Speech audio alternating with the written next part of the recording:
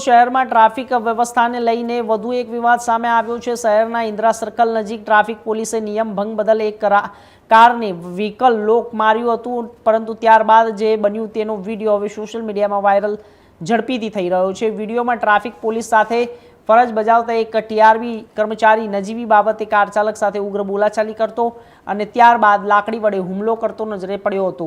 ત્યારે જાહેરમાં થયેલી રસ્તા ઉપર આ ઘટનાને કારણે આસપાસના લોકો ટોળા એકત્ર થયા।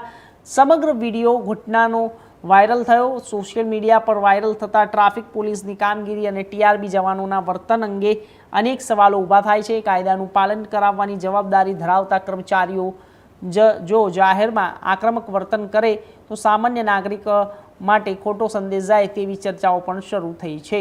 હાલ આ સમગ્ર મામલે વિડીયો સોશિયલ મીડિયામાં ચર્ચાનો વિષય બન્યો છે। હવે જોવાનું એ રહેશે કે વિડીયોના આધારે રાજકોટ પોલીસ કમિશનર અને ટ્રાફિક ડીસીપી દ્વારા કોઈ તપાસ હાથ ધરવામાં આવે છે કે નહીં। જો ટીઆરબી કર્મચારીઓની ભૂમિકા સામે આવે તો તેની સામે શું કાર્યવાહી કરવામાં આવી।